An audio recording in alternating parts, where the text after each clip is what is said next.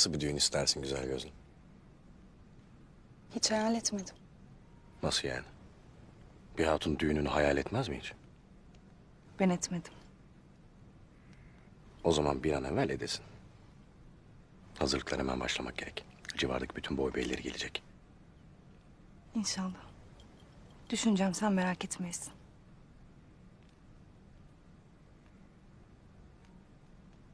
Bir şey soracağım. Sor benim güzel gözlüm. Ertuğrul'un durumu ne olacak? Sana ne Gökçe? Sana ne? Ben sana ne derim, sen bana ne sorarsın?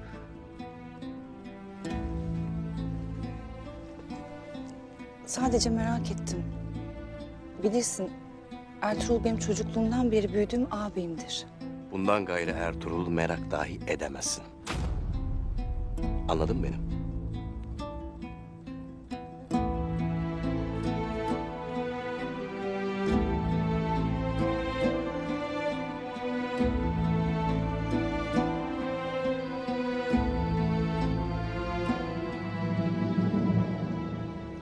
Tuğtekin inşallah Gökçe yüzmez.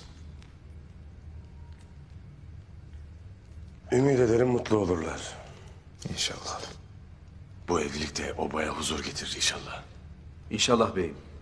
Lakin Tuğtekin'de bu hırs olduğu müddetçe Gökçe bacıma huzur yoktur.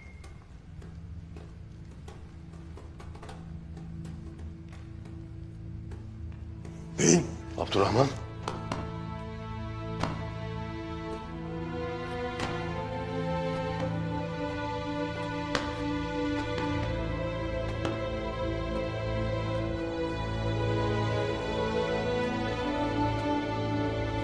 Başardım beyim. Noyan itinin gözünde itibar kazandım. Lakin gözlerim önünde Selçuklu askerlerini şehit ettiler beyim.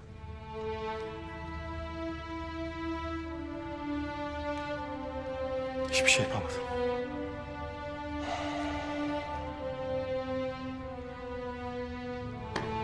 En zor görevi sana vermiştim Abdurrahman.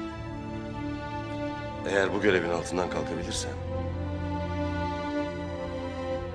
binlerce Alp'in hayatını kurtarabilirsin.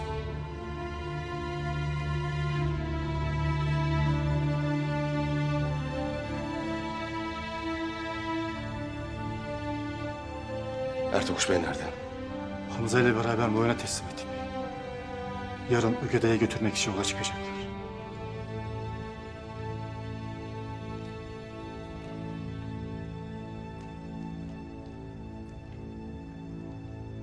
Hemen dön Abdurrahman. Eğer yokluğunu hissederlerse şüphelenebilirler. Beyim bir şey daha var. Nedir?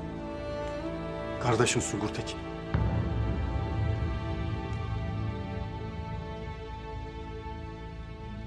Onun hakkında da konuşurlar. Ne dediler? Onun casus olduğunu öğrenmişler. Ögede'ye haber göndermişler. Sungur Tekin mi? Neler olur beyim?